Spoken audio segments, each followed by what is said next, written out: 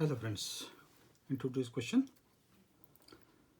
a small block of mass m moves on a frictionless surface of an inclined plane as shown in figure.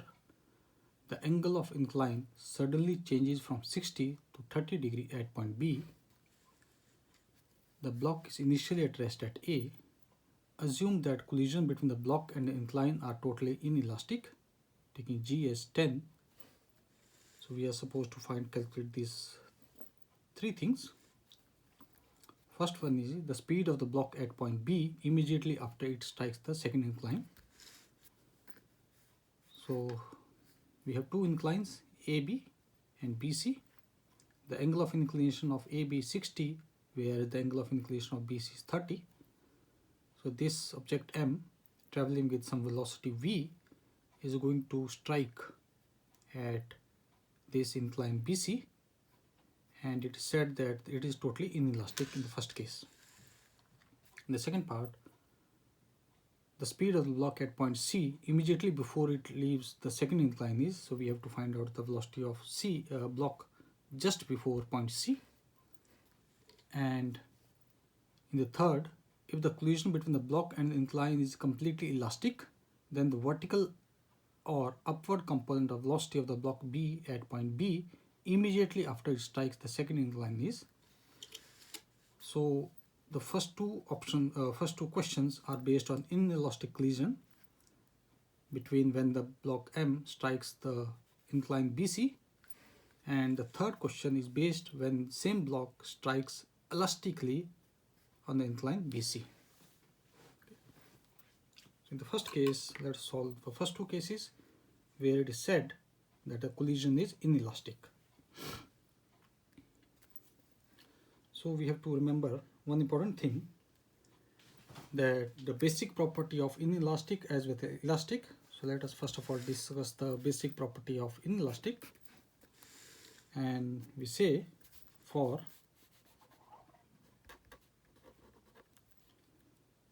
perfect inelastic collision,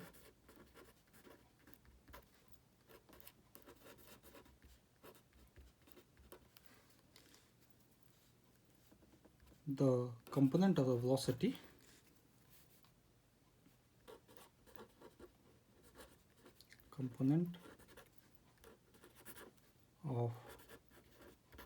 velocity along the line of impact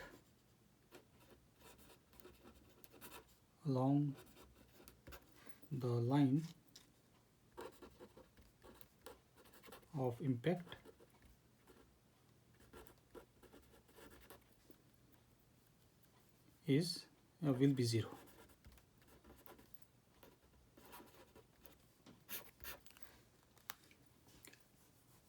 So basically means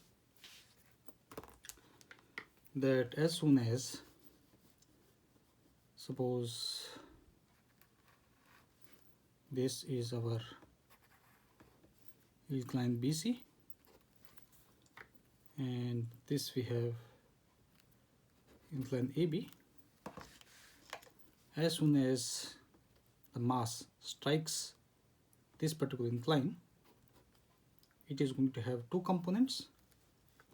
One will be in the parallel and another one will be along the line of impact. Okay. So basically means if this is the line of impact at this point, then the component which is associated with the line of impact will be equal to 0. And let us call that as V perpendicular, and this will be tangential component, and let us call that as V parallel. So from here we can say that V perpendicular will be equal to 0.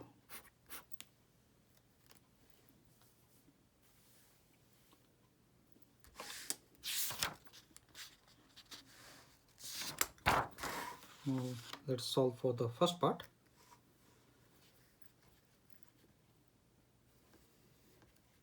We have AB as inclined plane, and this is Now angle is given as 60, this is 30, and we say let the velocity of the block just before the hitting the BC inclined plane is given as V, and this height, let us suppose, is given as H. So we can find out value of H, and it is also given that it is √3, and this distance is also given as 3√3. So obviously this will be also √3. So we can calculate value of H. We can say H upon √3 will be equal to tan 60, which is nothing but √3, or we can say the height H will be equal to 3 meters.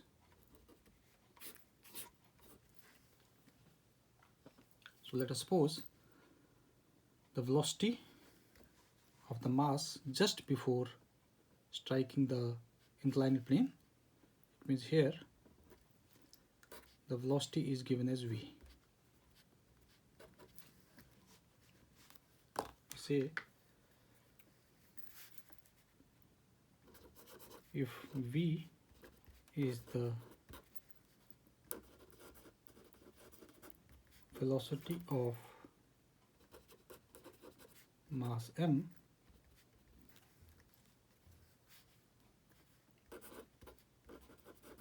just before the point BC. So we can use the equation of kinematics from equation of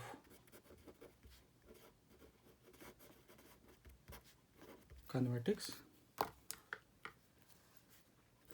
V square is equal to U square plus 2AS, and here initial velocity is given as 0, and A will be equal to G, which is given as 10, and our distance S is about 3 meter, which is H. So we can solve it. We can say our V will be equal to 2 into 10 multiplied by 3 and its square root. So this will be coming as square root of 60 meter per second. So this is the velocity just before point B. You can see this is the velocity just before point B. Now we are supposed to find out immediately after point B. Okay. So we already said that if this is point B and we are supposed to find out velocity of the block immediately after point B, okay, and let us suppose we call this a velocity as VB, and we said that VB here are going to have two components. One is V perpendicular. Okay. So VB, let me write it here. So here the velocity is given as VB. So we can say VB will have two components.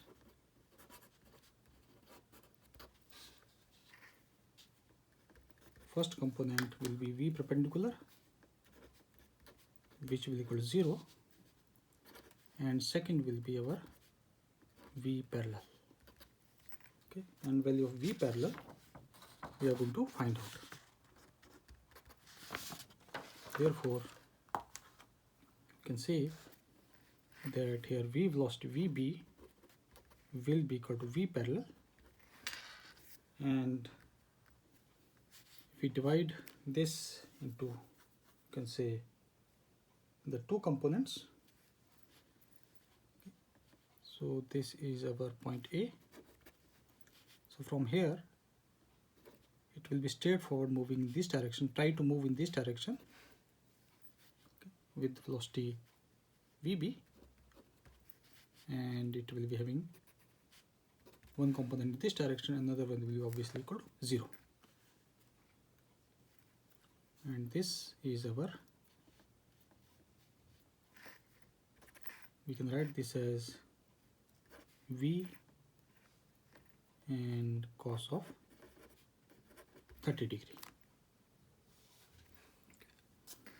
First, let me draw it here. So this is our 30.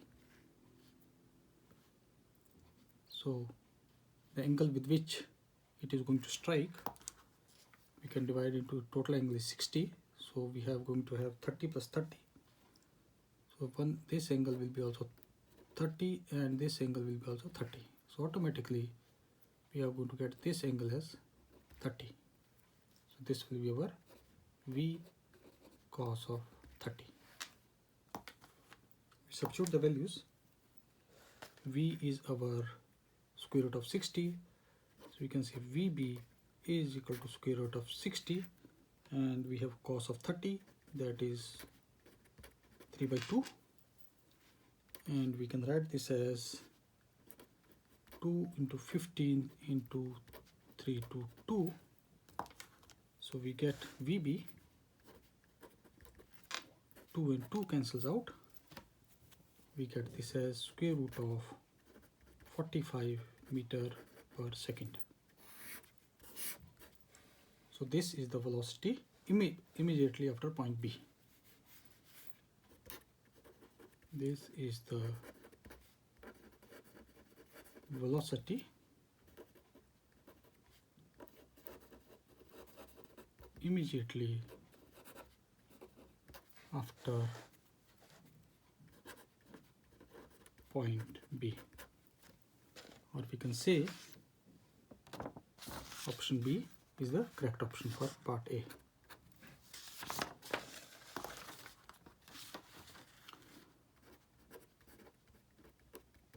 Option B is correct. So this completes the first part. Now we are going to solve for the second part. We are supposed to find out the speed of the block at point C, before point C basically. So we can say for B, now we have, this is our point C, this is point B, and we already know its velocity at this point. And this is given as 30, and let us call this as height as h prime, and this is given as 3 root 3. So we already know this velocity is our VB, which is square root of 45, and let us suppose here the velocity is given as VC. So we are supposed to find out what will be our VC. First let us calculate our h prime. So we can say our h prime divided by 3 root 3 will be equal to tan of 30. So from here we can say our h prime is equal to 3 meters.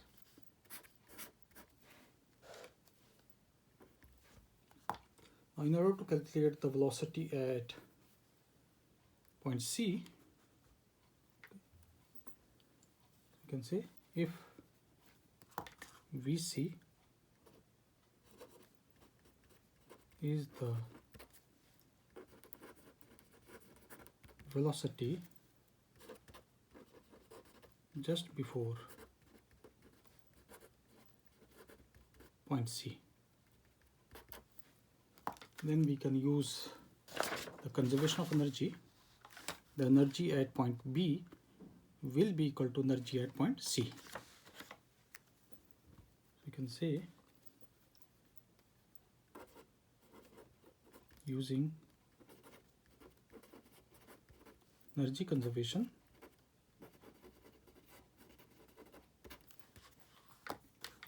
energy at point B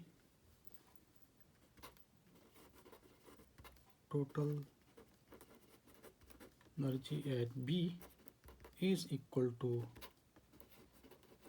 total energy at C, and total energy at B will be potential plus kinetic, whereas at C it will be only kinetic. Therefore, we can write this as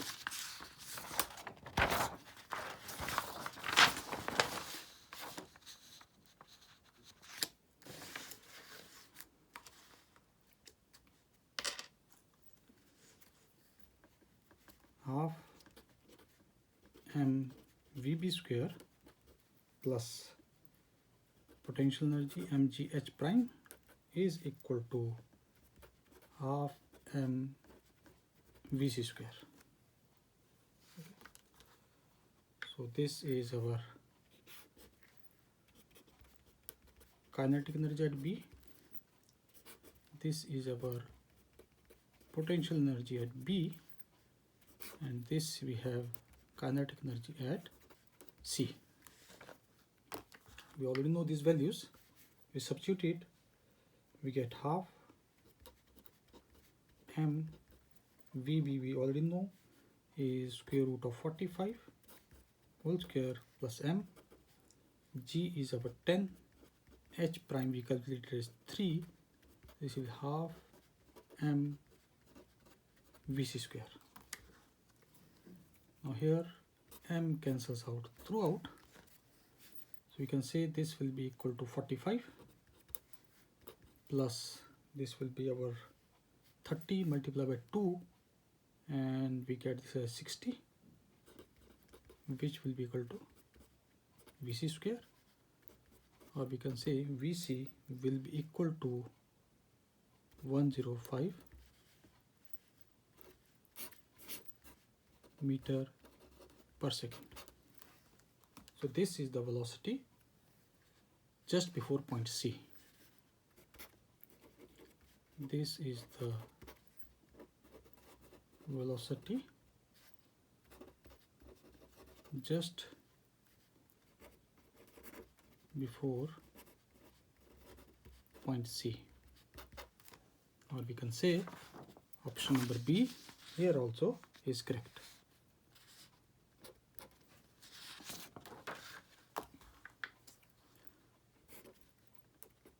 You can say option B is the correct.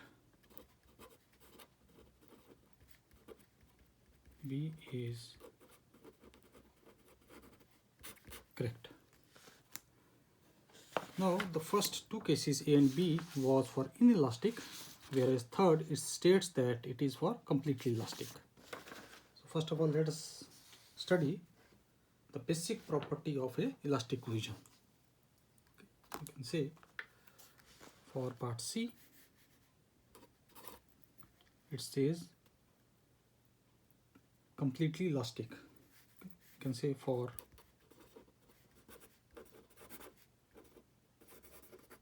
perfectly elastic collision,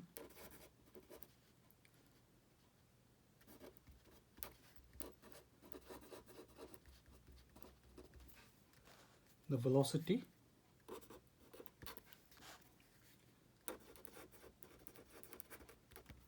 along the line of impact,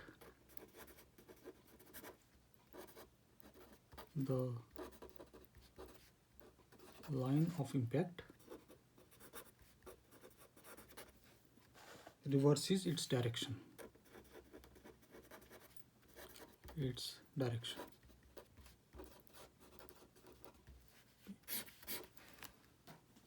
So in perfectly inelastic, the velocity along the line of impact becomes 0, whereas in this case it reverses its direction.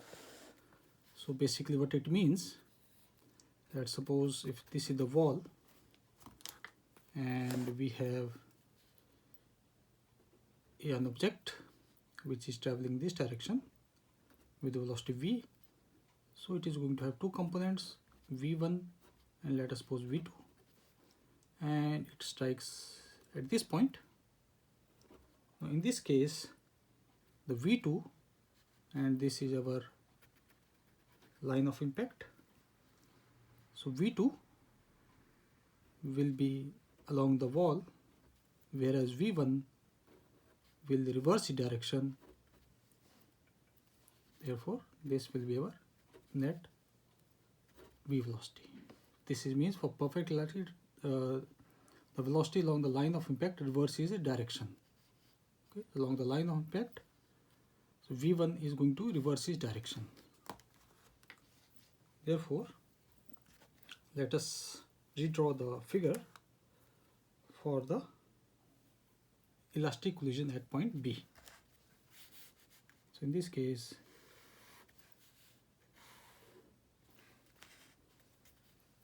this is the ball, this is point B, point C, and we have ball here.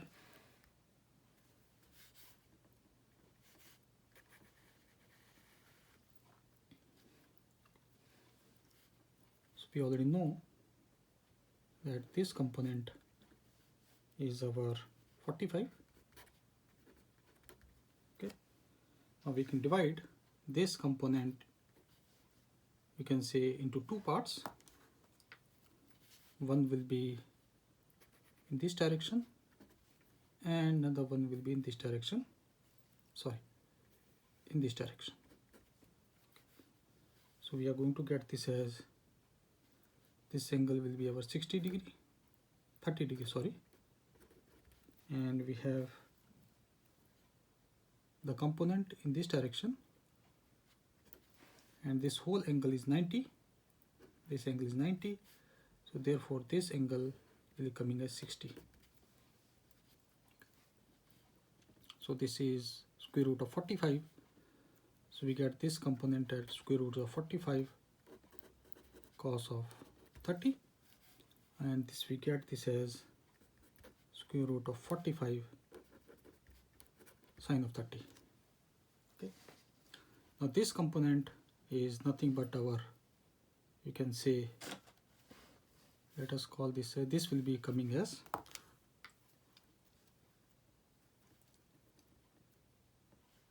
(15 degree). Okay. In the first case, this component was equal to 0, but here it will be coming as 15 degree, or basically we can say this will be V sine of, what will be, I think the angle was, 1 second.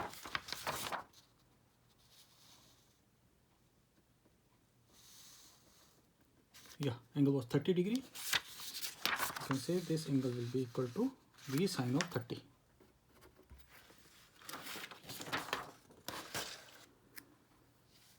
Now, we already know that the velocity component along the line of impact is going to reverse its direction.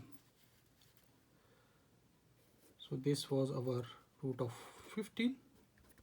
So because of reversal in direction, we are going to get, for the perfect elastic component, we are going to get this component. So let me draw the final two components which will be required. So this is our B and C. So we have, this is our original component, that is a root of 15, but because of perfect elastic collision, the component along the line of impact will be reversed, which will be going in this direction, that is root of 15. And we have this component which is root of 45, and we already divided this root of 45 into two parts. This is root of 45 cos of 30, and we have this component as root of, this is 45, root of 45 sine of 30. Now we can also further divide this root 15 into two components. We already know this angle is 60 degree. So in this direction, we are going to get a root 15 cos of 60, and the second component will be here, which will be root 15 sine of 60. So it is asked that what is the vertical component. So the vertical component is, let me draw it here. This is the point mass. It is having one component in the downward direction whose value is root of 45 sine of 30, and we have another component which is in upward direction vertically, and its value is root 15 sine of 60. So therefore we can say that net vertical component will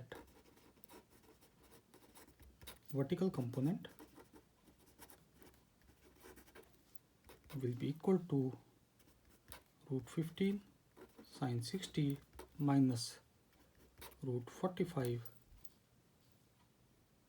sine 30.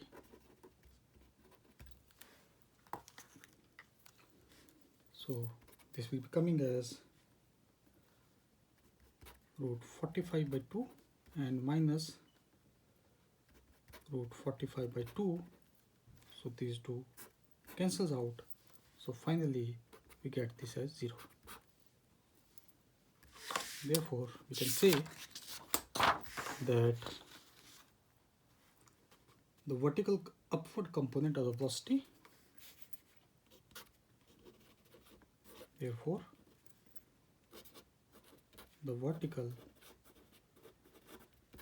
upward component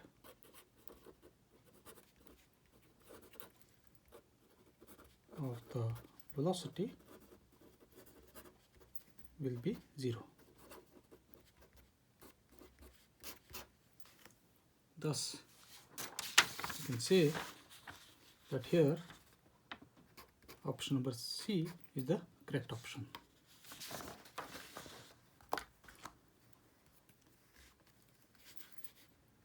Therefore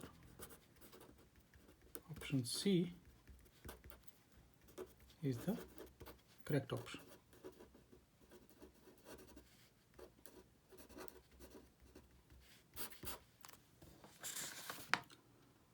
So this completes the question. Let me write it here. This is the mass, and here also this is the mass. Okay. So in this case we are supposed to find the vertical component. Okay. So vertical is with respect to the horizontal, not with respect to the inclined plane. That's why we already know, and using the property of the perfect elastic, it will be the direction of the vertical velocity along the line of impact reverses its direction. Therefore it reverses direction toward the opposite side, that is root 45. We divide it into two components. Okay. In this case also, if we are supposed to find out the horizontal component, then this will be horizontal component will be root 15 cos 60 plus 45 root 45 cos 30. So you can say horizontal component, net horizontal component will be cos of 60 plus square root of 45 cos of 30. This will be horizontal component. In case horizontal component. Anyways, this was not asked, but it will be certainly helpful in case we are supposed to find out the horizontal component. This completes the question. Thank you.